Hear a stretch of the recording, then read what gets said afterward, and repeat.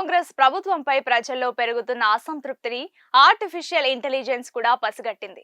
2028లో జరగబోయే అసెంబ్లీ ఎన్నికల్లో బీఆర్ఎస్ 87 సీట్లలో గెలవవచ్చని ఎక్స్కు చెందిన ఏఐ టూల్ గ్రోక్ స్పష్టం చేసింది.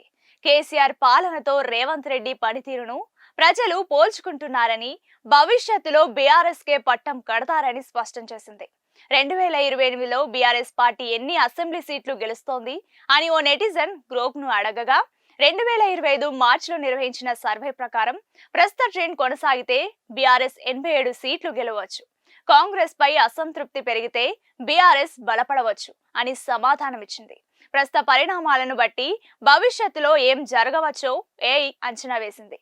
వికీపీడియా ఆర్టికల్స్ నుంచి సైంటిఫిక్ పేపర్స్ వరకు మొత్తం సమాచారాన్ని ఇంటర్నెట్ నుంచి సేకరించి సమగ్రంగా సమాధానాలు ఇచ్చేలా ఏఐ చాట్బాట్ అయిన గ్రోక్ కు శిక్షణ ఇచ్చారు.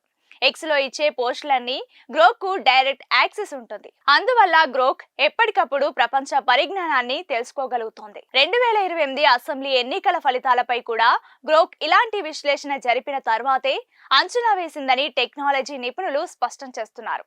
తెలంగాణ భవిష్యత్ రాజకీయాలపై గ్రోక్ చేసిన అంచనాలు కాంగ్రెస్ ప్రభుత్వంపై ప్రజల్లో పెరుగుతున్న అసంతృప్తికి నిదర్శనమని రాజకీయ నిపుణులు పేర్కొంటున్నారు.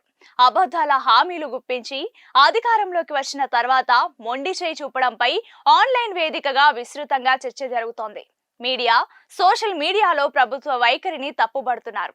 ప్రభుత్వ మోసంపై పోస్టులు, వీడియోల రూపంలో తమ ఆగ్రహాన్ని వెళ్లగక్కుతున్నారు. రేవంత్ రెడ్డి ప్రభుత్వ అసంబద్ధ నిర్ణయాలతో ప్రజలు ఎదుర్కొంటున్న కష్టాలు వైరలవుతున్నాయి. ఇందుకు హైడ్రా కూల్చివేతలు ప్రత్యక్ష ఉదాహరణ. హైడ్రా బాధితుల కన్నీటి గాథల ఫోటోలు, వీడియోలు సామాజిక మాధ్యమాల్లో జోరుగా ప్రచారమవుతున్నాయి. ఇదే తరహాలో రైతుల ఆత్మహత్యలు, సాగునీటి నిర్వహణలో అసమర్థత, భూగర్భ జలాలు అడగంటడం, పంటలు ఎండిపోవడం, ఇలా ప్రతి అంశం పట్ల నెటిజన్లు దుమ్మెత్తిపోస్తున్నారు. దీంతో పాటు సీఎం రేవంత్ రెడ్డి తరచూ చేస్తున్న వివాదాస్పద వ్యాఖ్యలు అంతటా తీవ్ర చర్చనీయాంశం అవుతున్నాయి.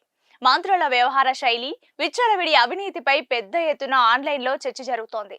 పరిశ్రమల కోసం అంటూ రైతుల భూములు బలవంతంగా గుంజుకోవడం, ప్రభుత్వంపై రైతులు తిరగబడడం, ప్రతీకారంగా రైతులపై ప్రభుత్వం దాష్టికం, లగచర్ల వంటి ఉదాహరణలకు గ్రోక్ స్పష్టంగా విశ్లేషించినట్టు చెప్తున్నారు. దీనికి తోడు అధికార, ప్రతిపక్ష పార్టీలు నిర్వహిస్తున్న సర్వేలు, వాటి ఫలితాలను కూడా గ్రోక్ విశ్లేషిస్తుందన్నారు.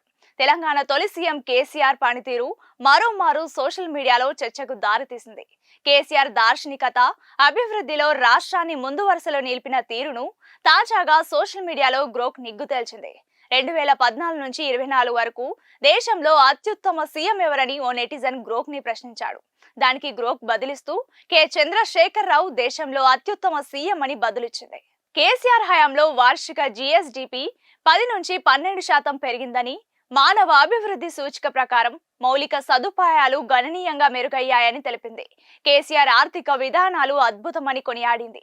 ఈ సమాధానానికి మరో ఎక్స్ వినియోగదారుడు స్పందిస్తూ India tech and infra RBI వెల్లడించిన భారత రాష్ట్రాల గణాంకాల హ్యాండ్ బుక్ ను షేర్ చేశాడు.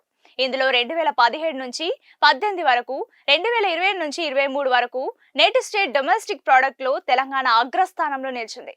తెలంగాణ 28.52% అగ్రస్థానంలో ఉండగా తమిళనాడు 25.22, కర్ణాటక 25.32%తో తర్వాతి స్థానాల్లో నిలిచాయి. మరోవైపు కాంగ్రెస్ అధికారంలో వచ్చిన నాటి నుంచి తీసుకుంటున్న ఆర్థిక విధానాలతో రాష్ట్రంలో ఆర్థిక పరిస్థితి ఆగమాగమైంది. ఈ అంశంపై ఎక్స్ వేదికగా బీఆర్ఎస్ వర్కింగ్ ప్రెసిడెంట్ కేటీఆర్ స్పందిస్తూ ఎవరు ఏమన్నా కేసీఆర్ పాలనలో తెలంగాణ దేశంలోనే అత్యుత్తమ పనితీరు కనబర్చిన రాష్ట్రమని పేర్కొన్నారు. ప్రెసెంట్ ఈ న్యూస్ నెట్టింట తెగ చక్కర్లు కొడుతుంది. నెక్స్ట్ సీఎం మా కేసీఆర్ అంటూ బీఆర్ఎస్ అభిమానులు తెగ కామెంట్స్ పెడుతున్నారు.